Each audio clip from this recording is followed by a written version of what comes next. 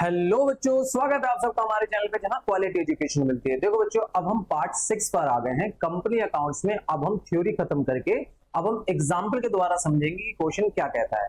देखिए बच्चे, अगले क्वेश्चन जो इलस्ट्रेशन है बच्चे, आपका पहला एक एग्जांपल के तौर पे कहता है, यहाँ पे आपको एक क्वेश्चन देके आपसे कहेगा कि बैलेंस शीट के अंदर ये कहां कहां पे प्रेजेंट होते हैं। तो सबसे पहले बेटा आपको ये बात समझनी होगी कि जो अब तक आप बैलेंस शीट बनाते आ रहे हैं वो हॉरिजॉन्टल बैलेंस शीट थी। अब जो बनाएंगे आप वो वर्टिकल बैलेंस शीट है। कंपनी एक्ट 2013 के हिसाब से बैलेंस शीट का फॉर्मेट बहुत पहले ही चेंज हो चुका है। आपको 11th क्लास के अंदर ओल्ड मेथड का बैलेंस शीट बताया जाता है और 12th क्लास के अंदर जो आप बैलेंस शीट बनाते हैं वो वर्टिकल बैलेंस शीट बनती है, जिसके अंदर सबसे पहले लायबिलिटी वाला पोर्शन होता है और जो एसेट वाला पोर्शन होता है वो लायबिलिटी वाले पोर्शन के नीचे लगा देते हैं, तो वो एक वर्टिकल बैलेंस शीट बन जाती है। लेकिन इस वाले क्वेश्चन में आपको क्या करना है, आपको एक्सट्रैक्ट बैलेंस शीट बनानी है। एक्सट्रैक्ट बैलेंस शीट क्या होती है, केवल उन्हीं एंट्री को पोस्ट करना है जो आपके अकाउंट क्वेश्चन के हिसाब से रेलिवेंट है। ये नहीं है कि आपको बैलेंस शीट का एसेट और लायबिलिटी बराबर करनी है, केवल पोस्ट करना है।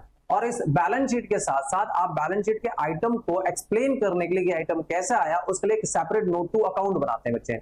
ध्यान देते हैं अपने पहले क्वेश्चन पे। पहला क्वेश्चन क्या कहता है, पहला क्वेश्चन कह रहा है when the subscriber share are fully paid up। देखो एक क्वेश्चन कहता है कि स्ट्रॉन्ग लिमिटेड, आपके बुक का क्वेश्चन है, उसने कैपिटल रजिस्टर्ड किया 10 लाख रुपए का, divided into 1 lakh equity share, यानी 10 लाख रुपए का उसको परमिशन मिलकर ऑथराइज शेयर कैपिटल उसके 10 लाख रुपए का है, उसको 1 लाख शेयर में डिवाइड कर रहा है। दैट मीन हर शेयर कितने रुपए का हो गया, 10 रुपए का हो गया। उसमें से 75,000 शेयर वो इशू करता है पब्लिक को, यानी उसके पास 1 लाख शेयर हैं लेकिन वो सारे के सारे शेयर इशू नहीं कर रहा। ठीक है, 1 लाख शेयर इंटू 10 रुपए की, यानी 10 लाख रुपए की उसके पास अथॉरिटी है, आरओसी से उसने परमिशन ले रखी है, इतने का शेयर वो इशू कर सकता है।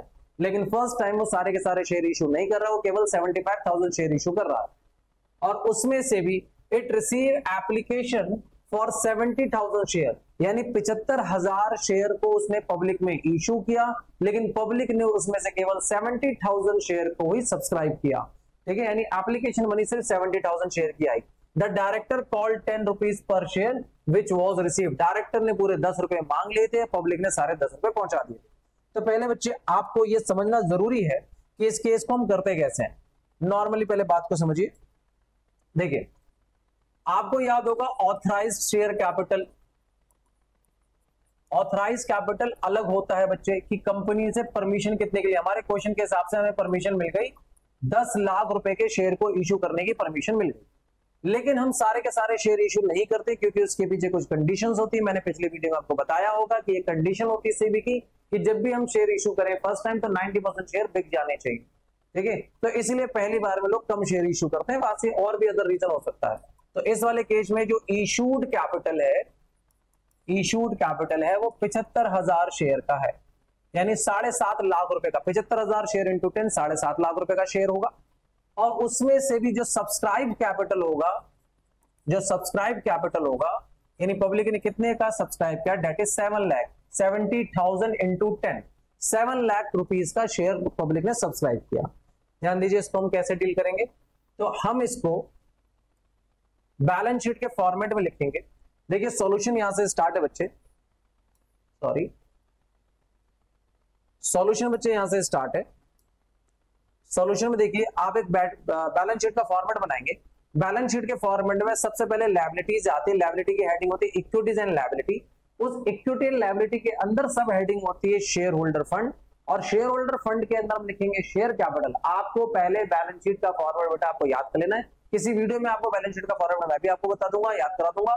उसमें फर्स्ट शेयर कैपिटल कितना आ रहा है बेटा, 7 लाख। अब आपको यह पता करना है 7 लाख आया कैसे, तो यहां पे लिखना है आपको नोट नंबर 1, और नोट नंबर 1 जो है एज अ वर्किंग नोट के तौर पे। लेकिन वर्किंग नोट का मतलब ये नहीं कि रफ काम होगा, बिल्कुल फेयर की तरह से आपको दिखाना है।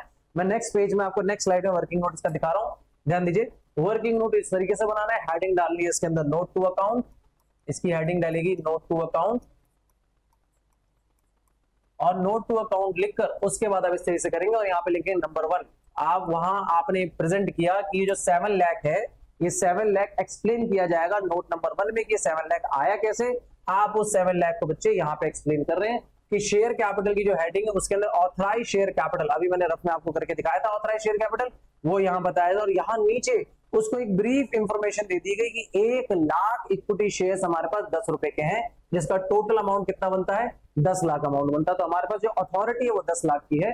इसके अंदर बेटा आपको एक काम करना है कि डबल लाइन से आपको क्लोज कर देना है, क्योंकि आप शेयर कैपिटल के चैप्टर में आप देखेंगे जितने भी क्वेश्चंस आपको इसमें मिलेंगे उन सभी क्वेश्चंस के अंदर ऑथराइज शेयर कैपिटल के डबल लाइन होगा।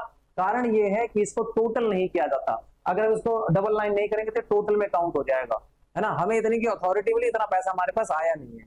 उसमें से भी हमने इश्यू कितने का किया है 75,000 शेयर हमने इश्यू किया, वो भी 10 रुपए का एक, तो टोटल अमाउंट कितना बनता है 7.5 लाख रुपए। लेकिन ये भी पैसा हमारे पास पूरा नहीं आया है, तो भी हम इसको क्या करेंगे डबल लाइन से इसको क्लोज कर देंगे। उसके बाद इश्यू के बाद हमने सब्सक्राइब कितना किया है, सब्सक्राइब कितना किया मतलब पब्लिक ने कितने शेयर की डिमांड करी, पब्लिक ने केवल 70,000 शेयर की डिमांड करी है और उसमें भी पब्लिक ने सारा पैसा भिजवा दिया। इसमें भी होता है कि इसमें भी अगर ऐसा होता है, जैसे देखिए शेयर 10 रुपए का है, आपको मालूम होगा आपके स्कूल में अगर ये चीज हो चुकी है, तो पहले जो पेमेंट आती है, पहले इंस्टॉलमेंट नाम एप्लीकेशन होता है, दूसरे इसका नाम अलॉटमेंट होता है, उसके बाद कॉल्स होती हैं, चाहे वो फर्स्ट कॉल हो, सेकंड कॉल हो, थर्ड कॉल हो, ठीक है। तो इस तरह से इंस्टॉलमेंट अमाउंट मांगा जाता है। तो इसका मतलब ये भी होता है कि अगर पब्लिक ने इतने शेयर को सब्सक्राइब किया तो जरूरी नहीं कि सारा पैसा भिजवा दिया हो सकता है सिर्फ अभी तक एप्लीकेशन का पैसा आया, अलॉटमेंट का पैसा आया, फर्स्ट कॉल का पैसा आना बाकी है। तो क्वेश्चन के लास्ट में एक इंफॉर्मेशन दे दी कि सारा का सारा पैसा पेड अप हो चुका है। दैट मीन जितना पब्लिक ने सब्सक्राइब किया था उतना का उतना पेड अप भी हो गया, इसलिए इसी के अंदर बोला गया सब्सक्राइब एंड पेड अप। जितना पब्लिक ने शेयर डिमांड करी थी उतने की पेमेंट हो चुकी है 7 लाख। ये जो क्वेश्चन है बच्चे, अगर इस क्वेश्चन को ध्यान से देखिए, ये क्वेश्चन सिर्फ और सिर्फ फ्री के नंबर मिलेंगे। इसमें 3 नंबर का पार्ट होगा, 3 नंबर का पार्ट होगा, और वो पार्ट जो फ्री के होंगे सिर्फ प्रेजेंटेशन के होंगे। ये एक एग्जांपल है, उसको केवल आपको ये बताना है इसके अंदर कि बैलेंस शीट के अंदर कितना पैसा आएगा। बैलेंस शीट के अंदर 7 लाख रुपए है और उसको नोट टू अकाउंट में रिप्रेजेंट करना है। आपका क्वेश्चन जो है बच्चे ये फ्री के मार्क्स देके जाएंगे आपको, और बच्चे इसकी प्रैक्टिस करते रहिए। कारण ये है कि सबसे ज्यादा जो बच्चों को प्रॉब्लम होती है एग्जाम वाले दिन, वो पेपर अटेम्प्ट नहीं हो पाता पूरा, बिकॉज बच्चों को पेपर लेंथी लगता है। लेंथी होता नहीं है, उनकी प्रैक्टिस नहीं होती विद टाइम लिमिट। आप जरा एग्जाम के पैटर्न को समझिए। आपका एग्जाम जो होगा वो 80 मिनट 80 मार्क्स का होगा, और 80 मार्क्स के लिए आपको 180 मिनट मिलेंगे, 3 घंटे, है ना। आप इसको अगर डिवाइड करें तो लगभग आपका आएगा 2.25 समथिंग आंसर आएगा। यानी एक नंबर के क्वेश्चन के लिए आपको 2 मिनट और 25% 15 सेकंड, यानी एक नंबर के लिए आपको 2 मिनट 15 सेकंड मिलेंगे। तो 3 नंबर के क्वेश्चन के लिए आपको लगभग 6.5 मिनट आपको मिलेंगे, 6.5 मिनट। तो 6.5 मिनट के अंदर में ये फॉर्मेट क्वेश्चन आपको पढ़ भी लेना है, क्वेश्चन समझ भी लेना है, क्वेश्चन का फॉर्मेट भी बना लेना है, ठीक है, और उसको रिप्रेजेंट भी कर देना है। तो पूरा सीबीएसई जो है आपको पूरा 1 साल देता है इन्हीं चीज को प्रैक्टिस के लिए। अगर आप इसको रिवीजन करते समय प्रॉपर फॉर्मेट के अंदर अगर आप नहीं करते हैं, डेट मीन वही हैबिट आपकी एग्जाम में रह जाएगी, है ना। बहुत सारे टीचर आपको कहते होंगे बेटा कि एग्जाम वाले दिन खराब नहीं होता, ये जो छोटी छोटी जो आप गलतियां करते हैं प्रैक्टिस करने के दौरान, ये आपका एग्जाम खराब करते हैं। तो आप प्रैक्टिस के टाइम पे भी पूरे लाइनिंग का ध्यान रखें, स्केल लेके बैठे, प्रॉपर फॉर्मेट बनाएं, क्योंकि जो हैबिट आपकी प्रैक्टिस में रहेगी वही हैबिट पूरा 3 घंटे में वहां पे आपका वो रिप्रेजेंट होगा। आप सोचोगे कि वहां जाकर हम स्केल से खींच लेंगे लाइन, ऐसे कर लेंगे, ऐसा कुछ नहीं होगा बेटा, हैबिट में लेकर आइए। आई होप ये क्वेश्चन आपको समझ में आया होगा। क्वेश्चन केवल एक प्रेजेंटेशन है, ठीक है बच्चे।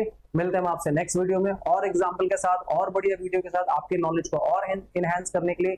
तब तक मस्त रहिए, स्वस्थ रहिए, हमारे चैनल को लाइक करें, सब्सक्राइब करें, औरों तक हमारे चैनल को पहुंचाएं ताकि क्वालिटी एजुकेशन हर किसी तक पहुंचे। तब तक के लिए बेटा बाय।